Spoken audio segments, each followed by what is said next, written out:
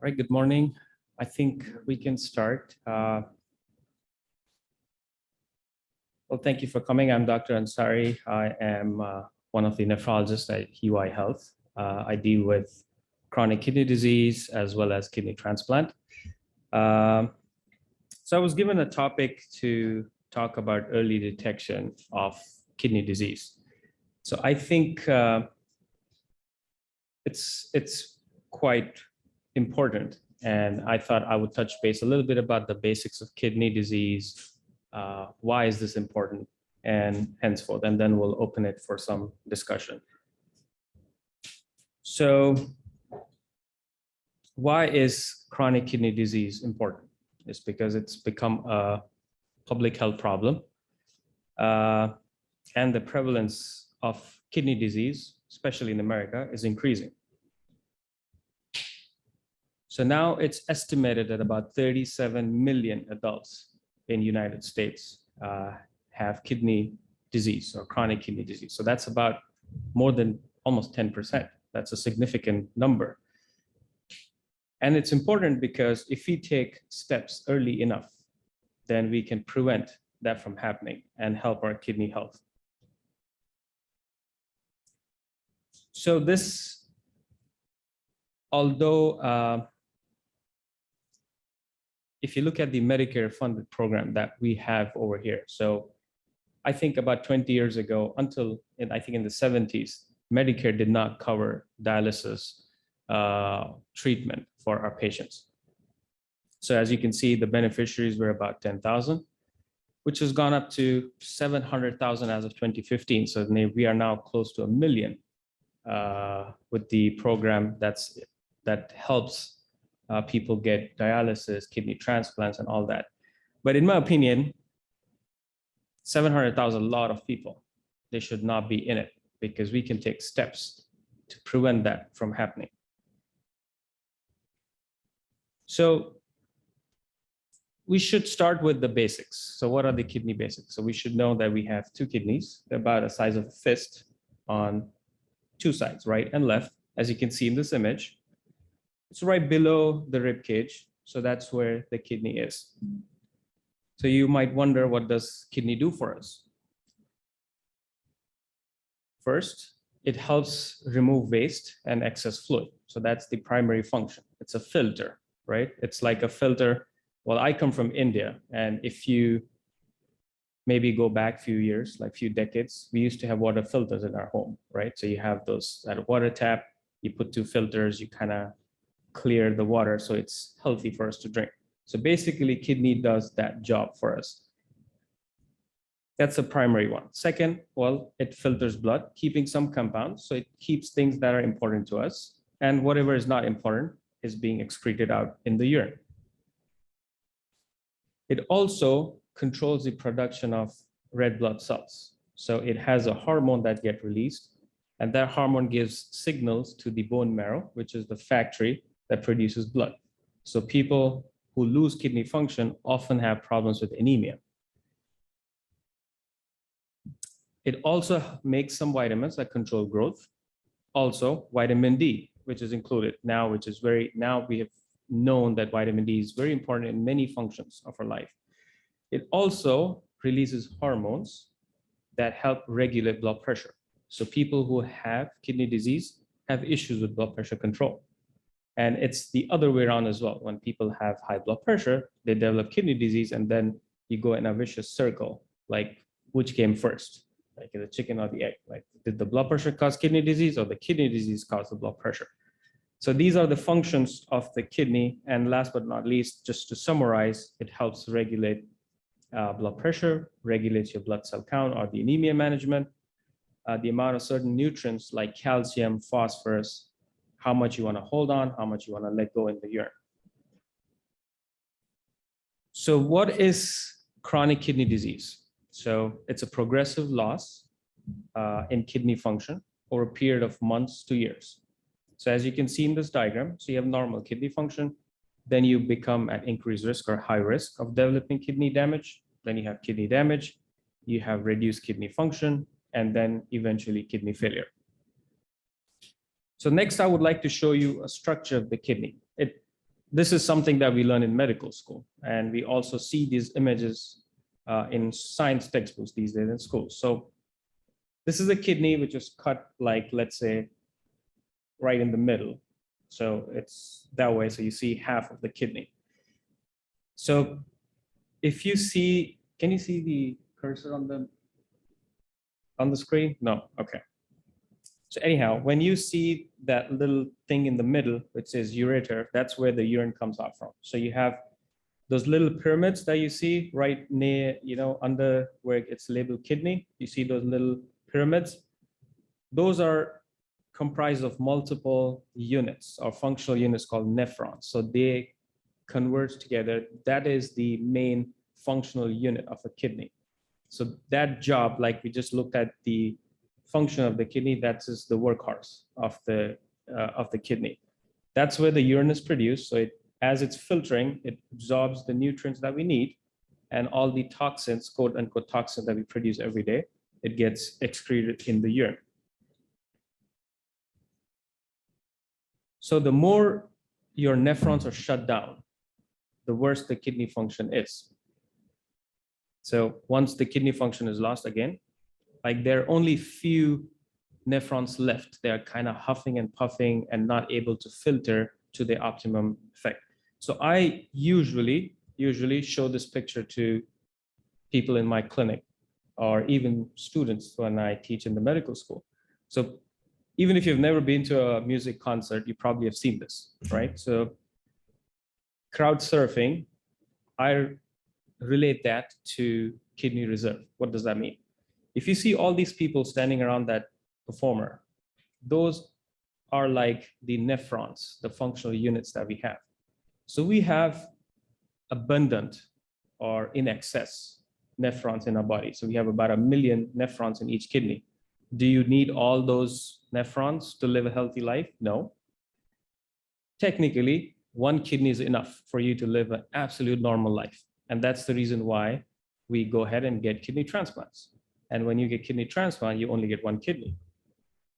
And we also advocate people donating kidneys, right? Because you can be healthy, donate a kidney, and still live healthy. So when you look at this image, I want you to picture this. This is how our kidney function is. You have tons of extra nephrons floating around. If the people who are holding that person are tired, you have backup, you have reserve, right? So they come and they help in. And that's the reason why your kidney function is always normal. And for a variety of reasons, we'll probably touch base about the reasons why we develop kidney disease is when we start losing these extra nephrons or these extra people. So when you have those extra nephrons taken away from you, you have those people left. It's only time that they're gonna tire out. They're gonna let go. And that's when the kidney disease starts to happen. Does that make sense? So again, you might ask, what are the symptoms of kidney disease? So the unfortunate part of kidney disease is you do not have any symptoms until it's too late, right? So it has to be very severe kidney disease to actually have symptoms, but then people will pick up certain things. I mean, you may feel more tired or have less energy, or you might have trouble concentrating, poor appetite, poor sleep. But again, this can happen with any disease, right? But this is something that we have always, if you ask anybody who has kidney disease, or if you know anybody who has kidney disease, they'll tell you all these symptoms. What else specific to the kidney disease that can happen? You might cramp at night. You might have swollen feet or ankles. Basically puffiness around the eyes, especially in the mornings. And why do you think that happens? Any guesses? Yes, because the primary function of the kidney, we said, was excretion of the fluids. It's a filter, and it also helps you control the water balance in your body. So when you have weak kidneys, you're not peeing out enough water as much as you're consuming. So that's why it stays somewhere in the body. So where does it go? It goes in your legs because the gravity pulls it down. You're walking around, you're sitting, the gravity pulls the water down. So you have more so in your legs. but it goes way beyond control, then it goes into other organs. So you see it on your face, in your lungs, in your belly, all that kind of stuff. And when the toxins start to build up, once your kidney function declines even further, that's where you'll have dry, itchy skin. You might actually, the last point, if you see, it says you need to urinate more often, especially at night, and you actually pee less during the day. So this is one of the unusual things that happens, because one of the functions of the kidney is to concentrate the urine. And your kidney has the capacity, and it works in tandem with your brain, because your kidney knows when you're sleeping, because your brain tells every organ like, hey, it's time to sleep, everybody relax. So that's when the kidney is supposed to work. Relax, but work and hold on so you don't wake up in the night to pee. But when you have chronic kidney disease, that capacity is lost. So you end up peeing more at night. Does that make sense? So that's basically one of the signs. If you are waking up 2, 3, 4 times at night, either you have a prostate issue in men, or you're developing some sort of kidney disease. Your kidney cannot concentrate the urine that you're making throughout. But these are not the only reasons why people pee more at night, but this is commonly seen. So moving on to the risk factors, right, for chronic kidney disease. Again, anybody can develop kidney disease at any age for that matter, but you are at increased risk if you have diabetes and if you have high blood pressure. These are the two most common conditions where people develop chronic kidney disease. About 80% of kidney disease, roughly speaking, have these two conditions. And the third one that I mentioned, if you're just older, so it's like as you age, as you gray your hair, your kidney wears out like any other organ in the body. So once you're older, you're more likely to develop kidney disease. So I think Dr. Kramer is going to talk about aging and kidney disease later on, so you'll probably hear a little more details about this. And also people who belong to like higher risk, like African Americans, people like me, Asian Indians, Hispanic people who are at higher risk of developing diabetes and high blood pressure, eventually also kidney disease. So now the question is, how do you detect kidney disease? So like we said, the symptoms are very vague. They happen only when it's significant loss in kidney function. Then how do you find out? So that's how we come into picture. Like, well, we don't know. So what do? You try to pick it early. So we recommend that you get at least annual checks with your primary care doctor. So what do? They do blood test. They do a urine test. We'll look into that as we move forward in our presentation. All you need is a urine test. All you need is a blood test. That's how we estimate what your kidney function is going to be, or are you at risk of developing any disease. Again, like earlier topic on COVID, prevention is better than cure. You've heard this, I guess, for generations now, right? Again, the best way to be away from kidney disease is try to prevent it. So how do you do that? Have a good lifestyle. Try to eat healthy, exercise, so you prevent or reduce the risk of developing high blood pressure, diabetes, and any other risk factors that we'll look into that trigger the kidney disease. So if you already suffer, let's say, you already suffer from all these conditions, like high blood pressure, diabetes, then what do? You have to monitor your kidney function. And I put this picture because you have to reduce all the risk factors, except your kids. You can't do that, right? I mean, my kids drive me nuts every day, but that's a stress component, but that's a different story. But I love them to death. But this is something that we have to risk stratify. So we have to decrease the potential risks that have in our life to decrease. So detecting, going back a little more in detail. So what do? So you do a regular blood test.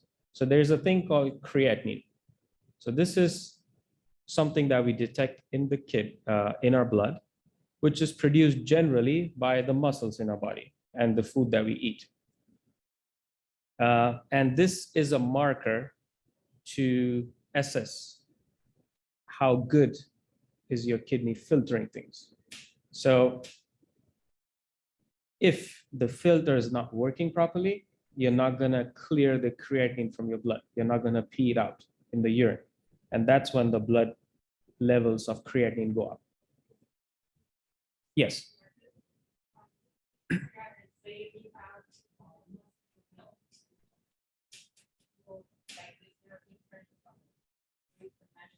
Yes.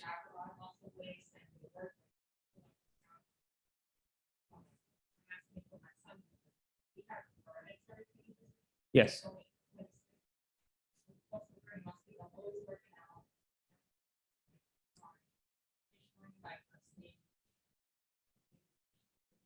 Correct. So again, excellent point that you brought up. I was going to talk about that anyways. I was going to say, let's bring Arnold Schwarzenegger and check his blood. His creatinine is going to be way high, right? Because that guy is huge, right? You have massive muscle mass.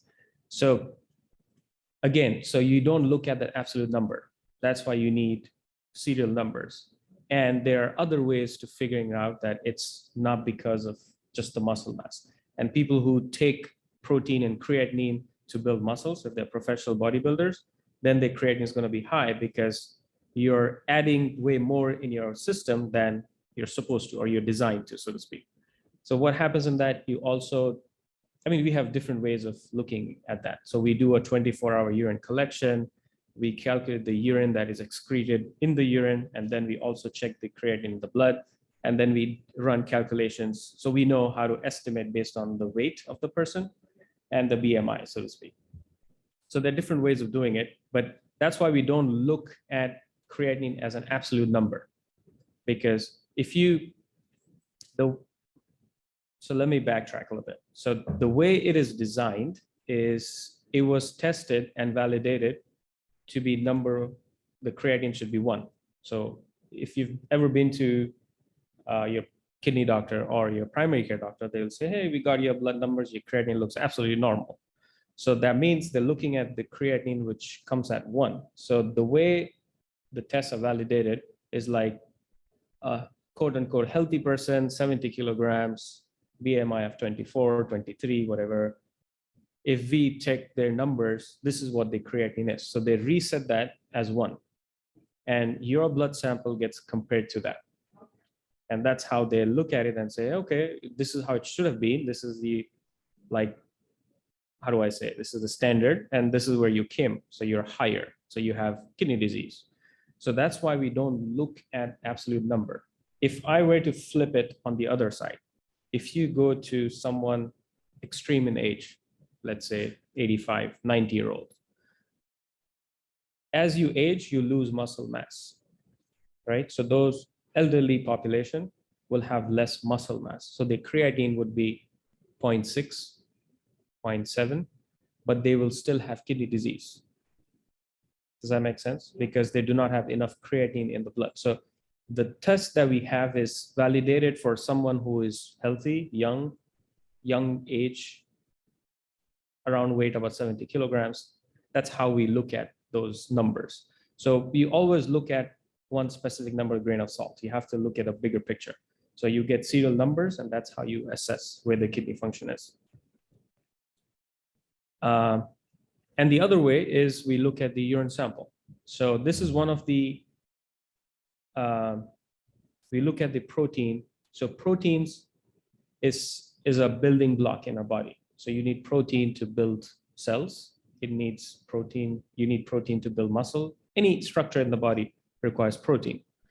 That's why they say if you want to be strong, if you're an athlete, high protein diet, because you are building muscle, you need that. In theory, whatever protein, let's say, comes into the blood circulation to the kidneys, the kidney knows the importance of protein, so it holds on to the protein, right? So if I test somebody who's quote unquote completely normal or healthy, their urine should not have any protein. If you have protein in your urine, then that means there is something happening in your kidney. All right, could be early stages of some kidney damage or some kidney disease. So earlier it used to be like total protein, but then as science has advanced, we now look at something called urine albumin. So this is like a very, very tiny part of protein. So it's like a very fine, small size protein that leaks first. So you see albumin first, and then you see regular protein after. So this is how we pick. So when you go to your primary care doctor for your annual visits, they always ask you for a blood and a urine test. And this is exactly what they're looking for. When they do a urine test, they want to make sure that you're not leaking any protein, right? And this happens especially in people who are diabetic. This is the most common reason why you might leak albumin or protein in the urine is diabetes. So these are like screening tools. The second your primary doctor sees this, you get referred to a kidney doctor, right? So this is how we look. And then, like I was telling you, we calculate something called the GFR, or the filtration rate. So which basically tells us how much your kidney function you have. I'll show you moving forwards, like what are the stages of kidney disease and what the GFR or the kidney function relates to. So we look at the blood creatinine, we look at your age, we look at your race, we look at your gender, the muscle mass, does the person take any protein, creatinine shakes, is a bodybuilder. So we put all that in perspective, and then we decide where your kidney function is. Yes.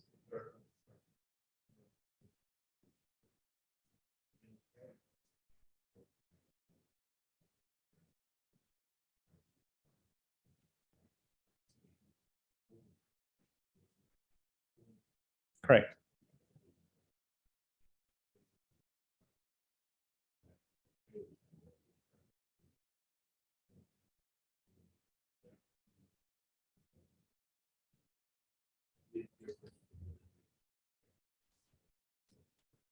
Right. I mean, historically speaking, yes, but I think at the moment it doesn't, we now people have validated that looking at race per se doesn't really mean anything in estimating the kidney function. So we as kidney physicians, we have American Society of Nephrology, the ASN, we have now rallied and removed the race aspect from calculating the kidney function because of historical bias against medical delivery or medical care, I should say. So, I mean, not to go into the details of all that, but historically wrong has been done, right? And there is a lot of disparity in medical health care delivery and all that. And people have, I mean, the way it was calculated in the past, there are multiple aspects to that. So in the big picture, we have many other factors that are more like age and muscle mass. They have higher, I should say, what's the word? I mean, they're more better at looking at the calculation of GFR, your kidney function, than the race aspect. And then the race aspect was always important because of the genetic makeup or the build of the person. Like when these tests were carried out like 70, 80 years ago. So there's a difference in the muscle mass, difference in the living conditions, so to speak. So there were different factors that led people to have different, to look at things differently. Based on some of the injustices, because I'm 4+ years post-transplant. When I left after having my transplant, I was 175 pounds, but I had a lazy kidney. And with the lazy kidney, about 6 months after, the physician said, hey, we did some testing. We found some very high doses of prednisone can help spur your kidney on to work better. The downside is type 2 diabetes came thereafter. So now I'm fighting that and being, for some reason now being insulin dependent. It's tough to, raise your GFR and lower your creatinine, if you will, with those dynamics, because of the medication. Not, like I said, I didn't wake up one morning because I was morbidly obese and, I love sugar. It was because of prednisone, which unfortunately is not the cure-all, but it's often prescribed as a cure-all for what can ail a transplant patient, be it kidney, liver, heart, or lungs. So that being said, what would your advice be for a chronic kidney disease person like myself who still, after having a transplant, is in renal failure and being on insulin, trying to watch what I eat, right, but trying to get prepared for the next stage? right. I mean, I think you bring up a important point. In your scenario, this is one of the trade-offs we get with kidney transplant. It has nothing to do with your race, why you have diabetes or lazy kidney. That has nothing to do with that. Post kidney transplant, you are more likely to develop diabetes. It's a fact. It's physiology. And I'll tell you why in just a bit. That happens because, let's say you had diabetes before. If you've had diabetes, if you know somebody who has had diabetes for a very long time and then they have kidney disease or end-stage renal disease and they eventually go on dialysis, right? So in that part, they will always tell you that my kidney or my diabetes got better towards when they started dialysis, or they even went off insulin. So this is a notion where like, oh, I did my best, I control my diabetes, but I still develop kidney disease. So this is more about understanding the disease. Why that happens is because, like we were talking about, kidney cleans you of different things, it removes certain things in your body. Kidney also breaks down the insulin that you produce. Okay, so it breaks down the insulin you produce or the insulin that you take, right? So that's the reason why in early stages of your, let's say, diabetes, or you had fairly good kidneys, you're requiring higher doses of insulin. As your kidney function declines, let's say you're 30-40% kidney disease, then it's declining to 20, then 15, then 10. The capacity of the kidney to break down the insulin goes down that percent. So you're down to 10% breaking the insulin. So the insulin shot that you take stays in your system way longer than it was, let's say, 5 years ago. So now insulin, as long as insulin is floating in your blood sugar is always lower. And you actually even end up getting low blood sugar levels. And then your doctor says, hey, decrease the insulin dose. Decrease the insulin dose. And it goes on till most likely by the time somebody goes on dialysis, they're off insulin. Because you do the minimum insulin that your pancreas or your body is still producing is enough to keep your sugar at whatever level it's supposed to be. Does that make sense? So this is the normal progression. But then you get a kidney transplant. Well, it's a life-changing event, right? I mean, it flips your life completely. Like all the things they tell you on dialysis, don't drink this, don't eat that, don't eat this, don't eat this. The second you get kidney transplant, everything reverses. They'll tell you eat more, drink more water, eat more potassium, eat more phosphorus, eat more meat, la la la. Because now you have quote unquote absolutely normal kidney living in your body. And that kidney is going crazy because the kidney where it came from was a completely different body and now it's in your body. And kidney looks at it like, hey, something's not right. And it's fixing it, or at least trying to fix it, right? So it's fixing it and then it goes overboard. And that's exactly what happens. All the insulin, the minimum insulin that you were producing It's getting chopped off and you ping it out. That's when your sugar levels go up, right? So now your diabetes comes back because your kidney is taking care of the insulin. Now you're taking medications, well, it's not helping. I'm eating better, but my diabetes is still getting worse. And guess what? That's because your kidney is doing a great job. So now your kidney transplant doctor will send you to a diabetes doctor, endocrinologist, like, hey, we gotta work with this person now. So now you go back on insulin because your kidney is doing a great job. So now your diabetes is getting worse. That's the trade-off we take. You get worse diabetes, sure, but we can control it with insulin, but we fix your kidney function, right? So that's the trade-off we do.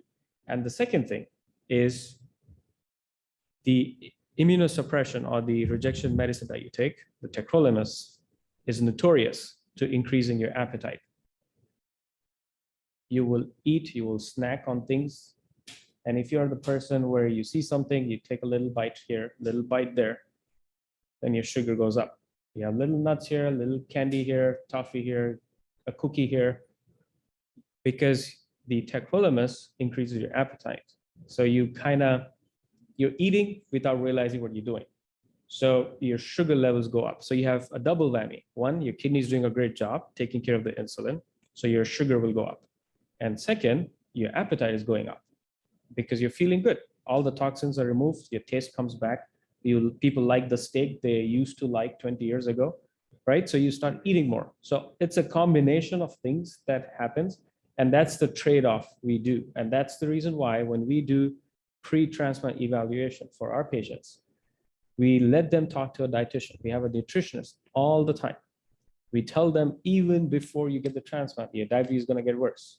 Be careful, be mindful of what you eat, be mindful of what you consume, have a healthy lifestyle, start exercising right now.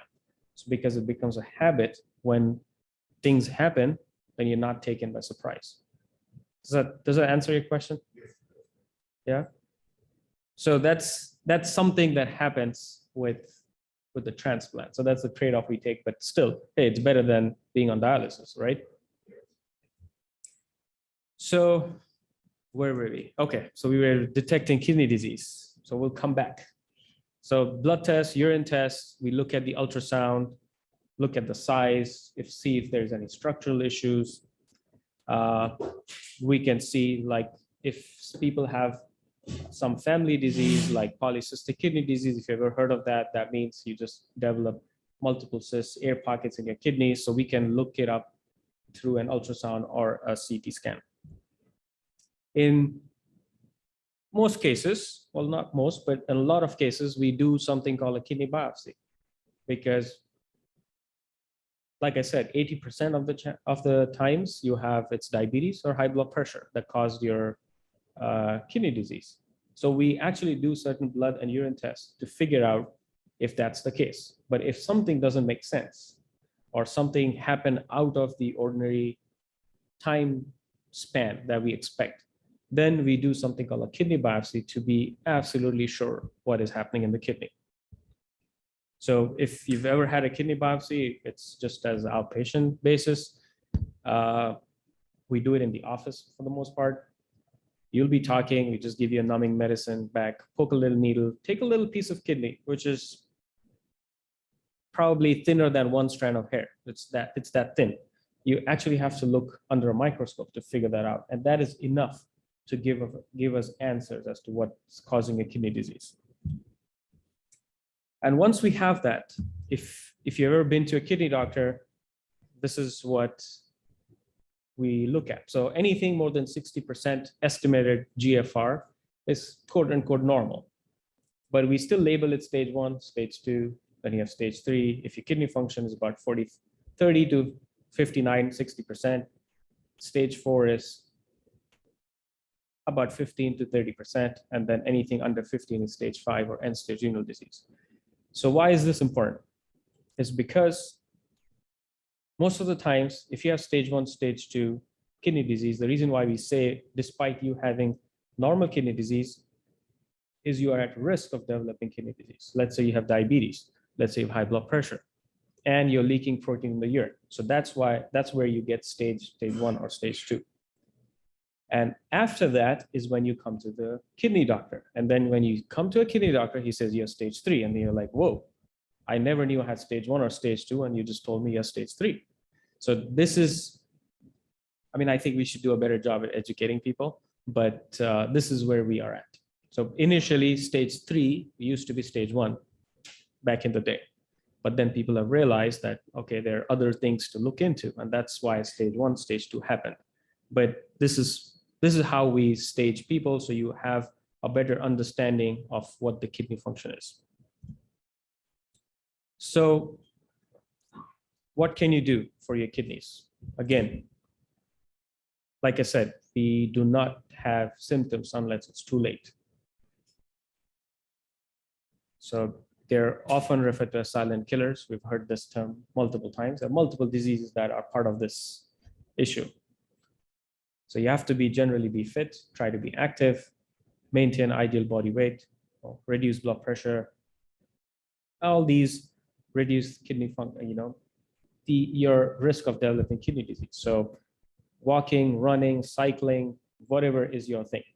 I mean, there are people who go to dance classes. As long as you're moving, that's all we need. We want you to have some activity where your heart's pumping a little better. So once the heart's pumping better, you're burning calories that you're consuming. That's all it takes. I mean, and when I say walking, running, cycling, whatever, it's nothing crazy. You don't have to go buy a gym membership. All you need to do is walk 15, 20 minutes a day, 5 times a week. That's all it takes. You don't have to go crazy like doing those intense P90X or whatever those things are. You don't need to do all that. Walk 15 minutes, walk at a brisk pace, not a casual stroll, like where you feel your heart's beating slightly faster. But as long as you are able to have a conversation with the person walking with you, I think that's a perfect speed. 20 minutes a day, 5 times a week. Take the weekends off. That's all we need. Especially it's winter. If you're not going anywhere, go to the mall. Walk in the mall. You have walk clubs now in malls and different places. You can do whatever you like. Doctor, may I ask a question? Yes. This is from a Zoom participant. Yes. She's asking, the statement is, my numbers have been high stage 3 kidney failure for a while. Mhm. Yesterday, my results were 32, just a few numbers away from stage 4. I was on metformin for a long time for diabetes. When I switched doctors, the doctor took me off because it is well known to cause kidney problems. There's been a year, but the numbers continue to drop. Are the meds for diabetes making this a lost cause, or is there anything you can suggest to try to get the numbers up? Well, metformin is a very good drug for diabetes, but when the kidney function declines, you're under 30%, 35%, it's not that metformin is completely bad, but if things go downhill, then it actually becomes really bad because it causes a condition called lactic acidosis. The way metformin works, you build up a lot of lactic acid. When you have lower kidney function, so about less than 30%, 35%, is you are at high risk of developing that acidosis, and that can be catastrophic in certain conditions. And that's the reason why we prefer not to give metformin when you have weaker kidneys. But what can we do to change your numbers? I don't know what is the cause of your kidney disease, but generally speaking, if it's a chronic decline, like a slow decline in kidney function, then it's very difficult to recover. So this goes back to let me go back to the slide of kidney reserve, this one. So if you have all these excess nephrons, we call it kidney reserve. If your reserve is good, you develop kidney injury, let's say you get sick for whatever reason, you have a pneumonia, urine tract infection, anything, heart attack, stroke, something happens in your body, it stresses your kidney out. If your blood pressure suddenly goes up to 200s, it really shocks the kidneys. So you develop kidney injury because the kidney is trying to figure out what's going on. if you have all these excess nephrons, meaning you have good kidney reserve, you will bounce back and your kidney numbers will come back or close to what your previous number was, because you have excess reserve trying to fix this. But it will never, never, never go back to exactly what it was. You will lose at least one person in that if there is something happens. So let's say you lose at least one nephron. So you lose maybe half percentage of your kidney function. That'll always happen. So that's the reason why they always say, if you have multiple kidney injuries in the past, you are more likely to have faster decline in kidney function, because every time you take a hit, it doesn't come back to where it was. It'll come back slightly less than where it was. So this is what happens. And to give you an example, like the person just mentioned the question, well, I've had CKD3 for the longest time. Yes, majority of people, 80 to 90% of people will have CKD3 rest of their lives, and it doesn't progress. And that's the reason. That's probably because you have a high blood pressure, I'm assuming, or diabetes. Because once we figure that out, we help control these two major factors, your kidney function will stay as is, and it just ages as you age. So you will have a very slow decline over time. So you will stay in stage 3 for the longest time. So going back to this table, it says stage 3, we labeled it A and B. So stage 3 goes anywhere from 30% to 60%, right? So that's a big range. So then people have kind of said, all right, we might actually even break it down. So you have 3A and 3B. So mild to moderate and moderate to severe. So a majority of people, 80, 90%, if they take care of the diabetes and their blood pressure, their kidney function will stay as is, or in that range. So is 35% better than 37%? Well, in theory, yes. I mean, is 37 better than 35? Well, does it mean much difference in the bigger picture? No. But obviously, like if I get a plus, 95%, is that better than 94%? Well, in life, probably not, but then I like 95 than 94, right? So you would like to keep a number higher, because that shows that your kidney function is actually better. And that's exactly what we want to do. So going back to your question, I don't know. I think you will have to talk to your kidney doctor about reversing or holding your kidney function where it is. So there are factors. I'm assuming you are diabetic. That's why you're on metformins, but we have other options available. And there are other newer medications that are available now that help prevent loss in kidney function. So, I mean, I think you should talk, because I don't know your medical background in detail, so I can't comment on it, but definitely have a word with your kidney doctor. Again, yes, eating healthy. This goes not just for kidney disease, anything. So you eat healthy, you prevent diabetes, you prevent blood pressure, you prevent heart disease. And in that, you prevent your kidney disease. So to us, most important is the salt. Salt is the sodium you find in food, right? So now people have, if you talk to, or you look at old things like 50 years ago, we didn't have food labels. Now people have food labels, because you can control what comes in the market. But what healthcare professionals have done is, like, at least you put it out there so you make a better choice. So we educate people, like, look at the label, what you're consuming. So I want you to decrease salt or sodium. Sodium is salt in the body.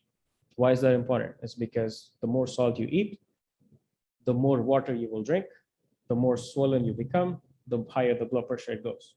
So it's like a vicious circle. So if you cut that, nip it in the bud.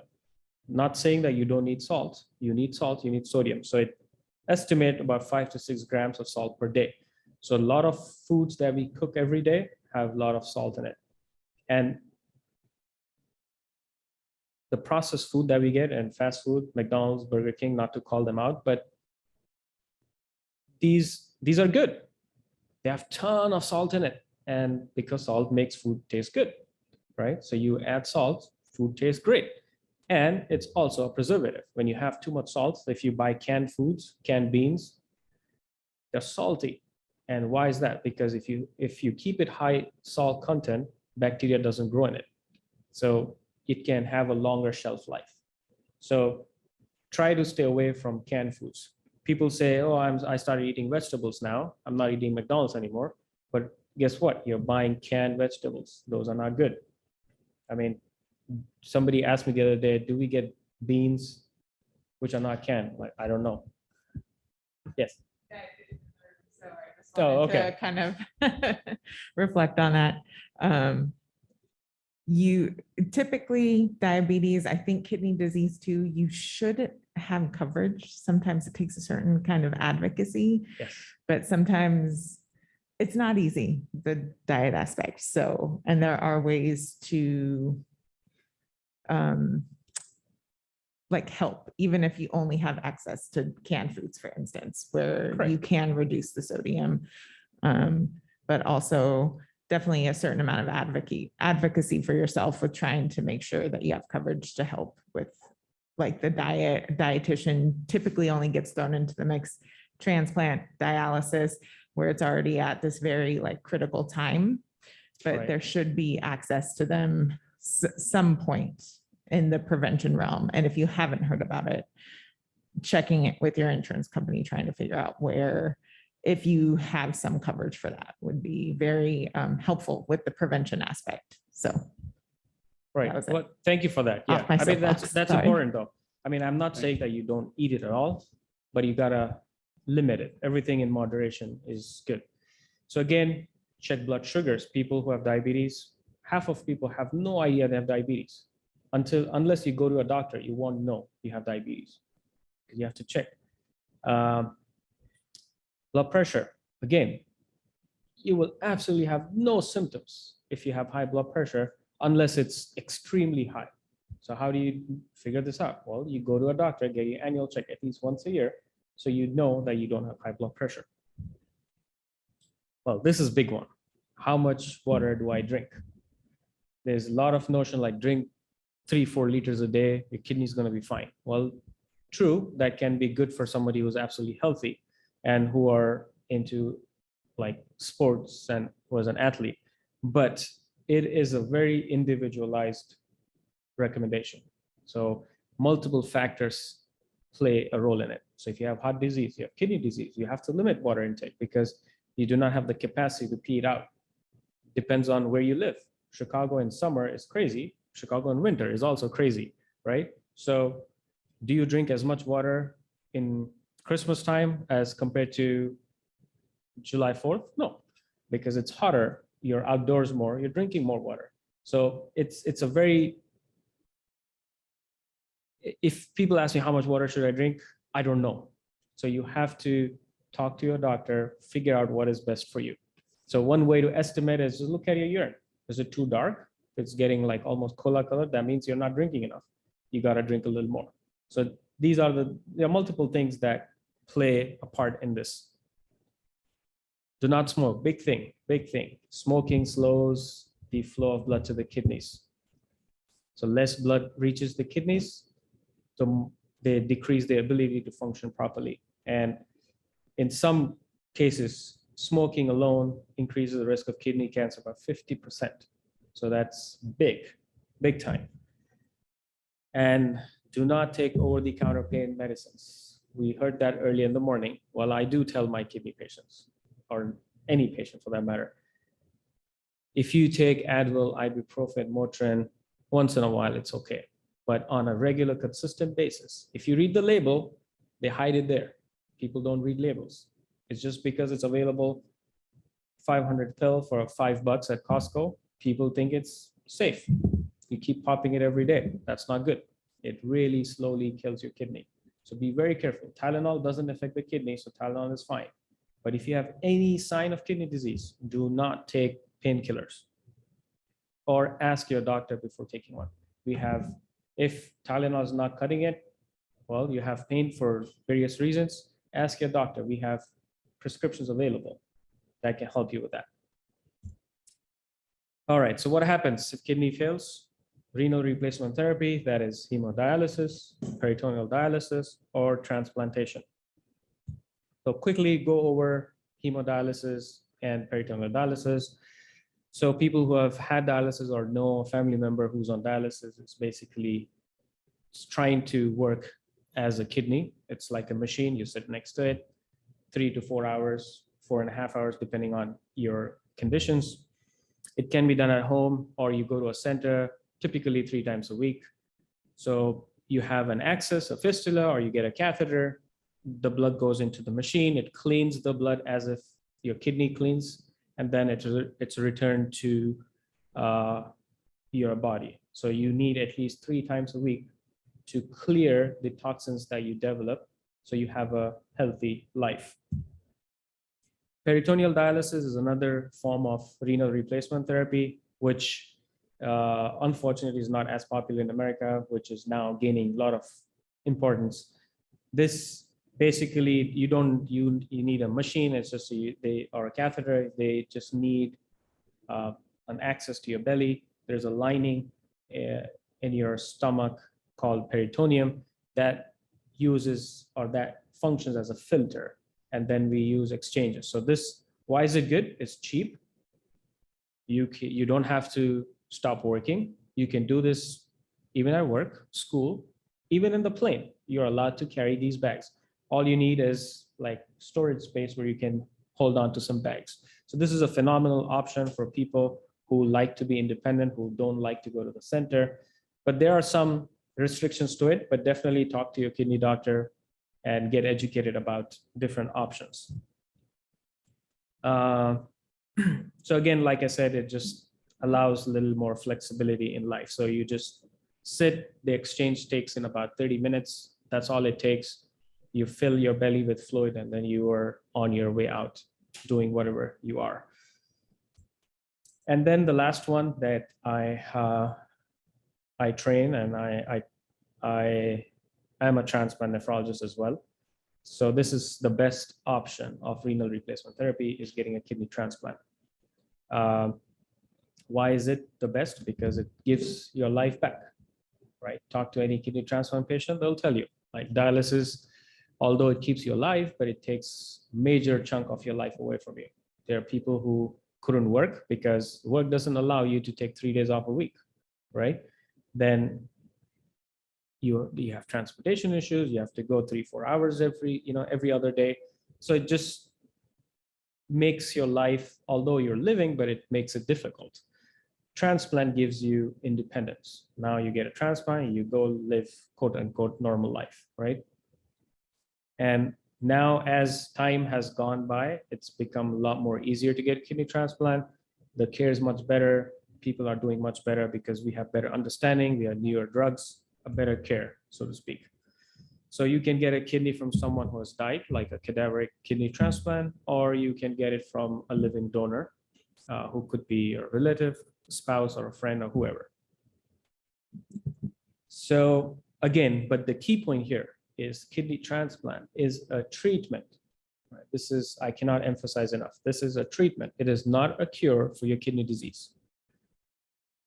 It is absolutely important to take care of your kidney transplant. And the disease or the condition that caused kidney failure in the first place can always come back on your transplant. So that is something that you have to be very cognizant about and be careful moving forwards. And that's pretty much it. So, I mean, our kidney transplant program, just to plug that in, is we are partners with NKFI. We have bilingual staff. Our center is, 80% of our transplant patients are from the underserved area. We have a lot of African-American, Hispanic population, which is phenomenal. We have the highest number of such patients in the country, so to speak, and at least in the region. We have great outcomes. So anybody's interested, please contact us and we can go from there. And I'll open it for any questions or comments.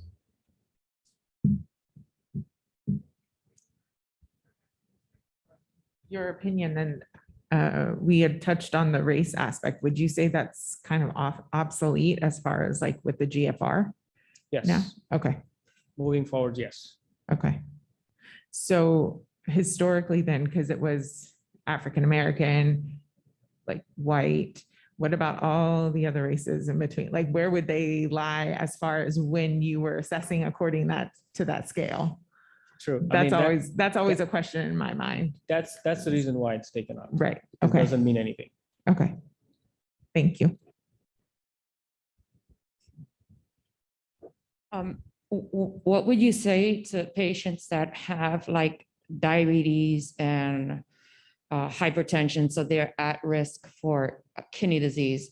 So would you recommend them having like maybe a baseline test, have that conversation with their doctors, and that like encouraging them to just talk to their doctors about kidney disease and to be more empowered with information? That way they'll know, hey, I'm taking metformin, maybe I'm at risk for kidney disease.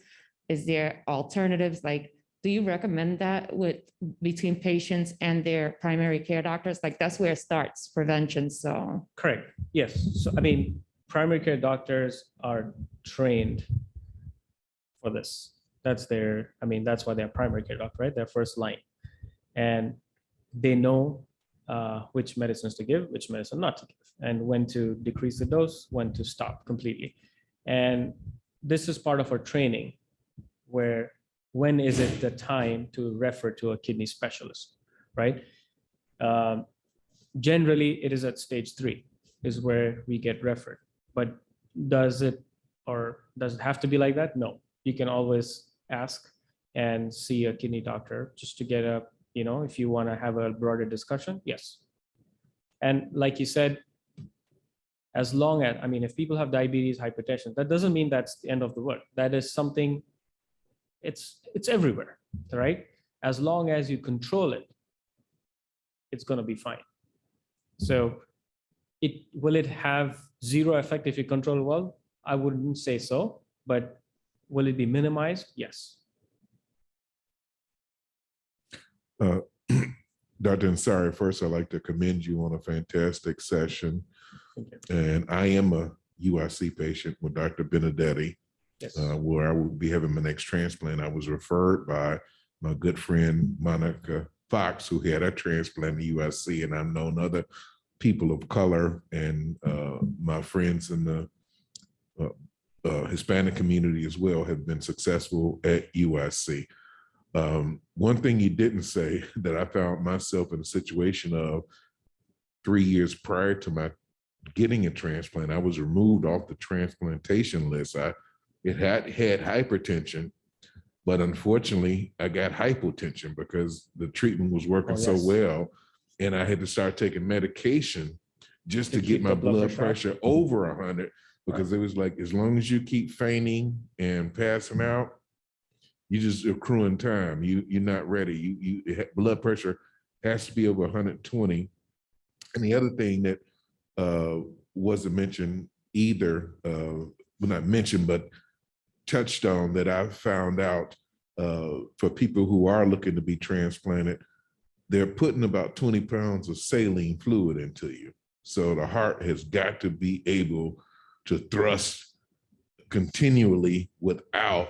So if you do suffer from hypertension, that's going to be a problem, because that added saline is given to ensure that you don't have a heart attack or some other complication on the operating table. But again, I wanted to commend you, because I think you and UIC do a fantastic job for people of color. Yes, I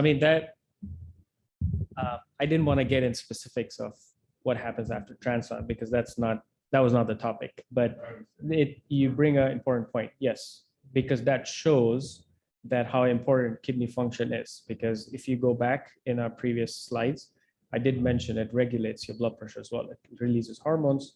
So if your kidney function is absolutely like normal, like after transplant, which is supposed to be, your blood pressure gets better. So you'll be off a lot of blood pressure medicine. And in some cases, like you, blood pressure actually goes below what we want.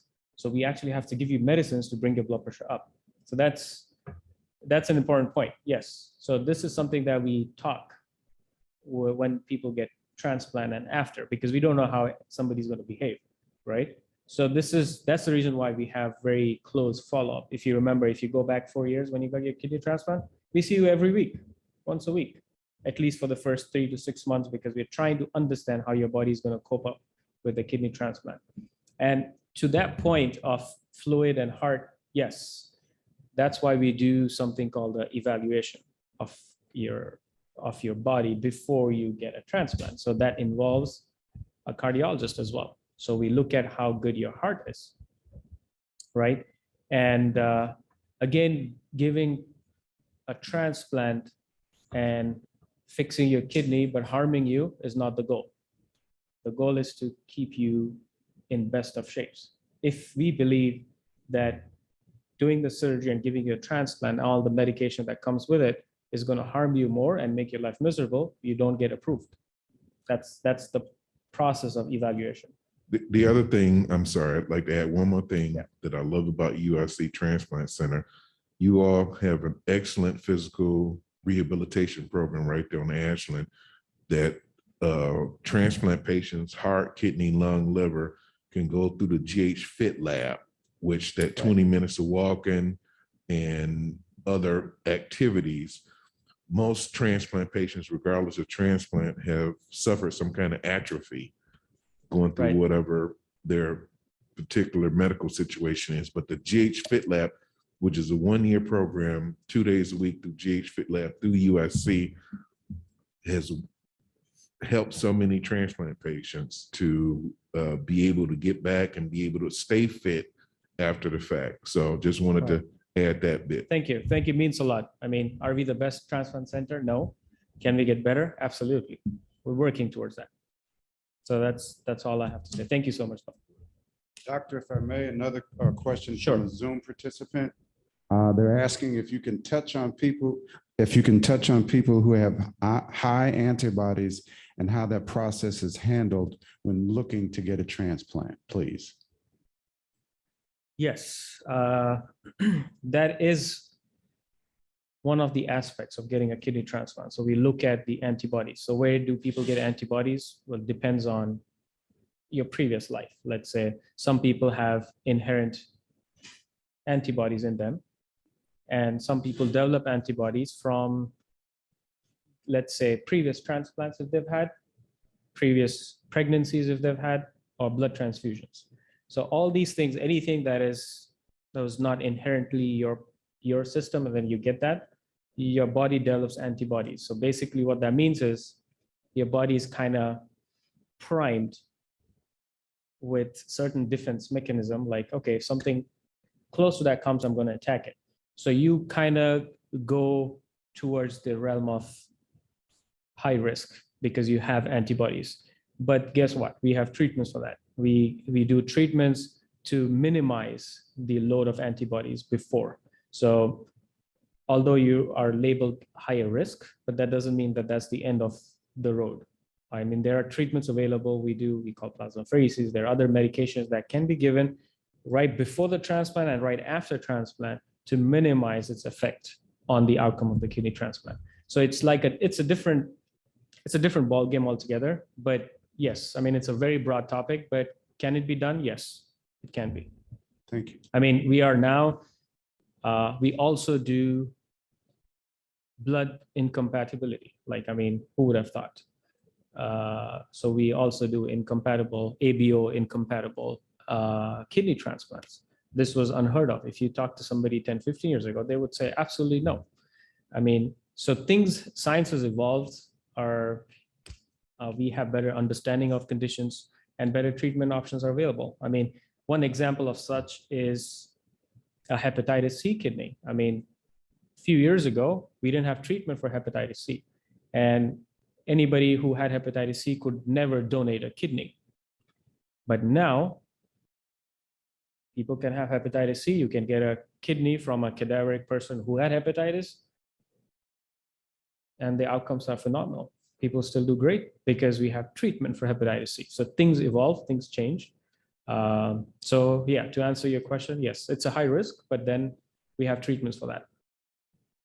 Okay, I've got another statement from a Zoom participant. They want to mention that the GH program, that the new outpatient surgery center is being built across from the hospital and will include the transplant clinic and the GH Fit Lab all in one building. Correct. Yes.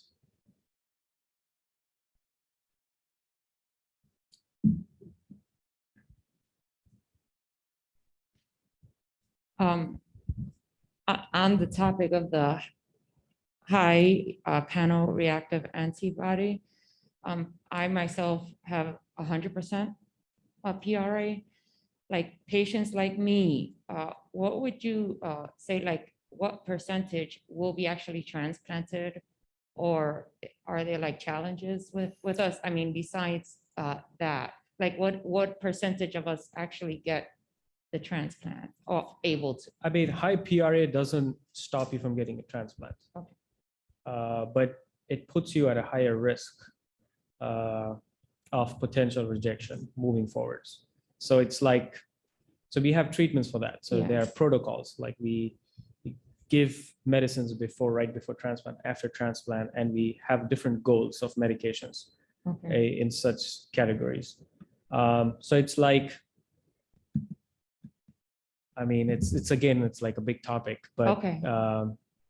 it's doable. Let's put it that way. So people get scoring. So people get a score for risk. Scoring is a sense like the immunological risk or the risk of rejection or risk of outcome for you, as well as the living donor somebody's giving or the deceased donor that we're getting, right? So there are scores and we match as much as possible. Okay. And with those treatments, because I'm actually a patient at UIC, I like recommend you guys to everybody because you're awesome. But I have like a treatment plan for myself. So the individual, do we wait longer? That was my question. I'm so sorry. What was that? Do we wait? We wait a little longer, but right? Yes, of course, because it's higher risk. So we want to be careful. We don't want to cause you problems by giving something that is not good for you. That's why, I mean, if you actually think about it, the unfortunate wait time of getting kidney transplant in Chicago is about 5 to 6 years. That's the average wait time. And well, we need to increase the donor pool. We need more living donors. And I think NKFI is playing its part. We had this kidney initiative when Donald Trump was the president. He passed this order to increase the donor pool by 2025. So we'll see how that goes. But it's a great step that was taken. And hopefully, you know, we minimize the wait time and more people get transplant. Okay, I think we are way beyond our time. Thank you everyone for coming and thank you NKFI. Thank you, Doctor. All right.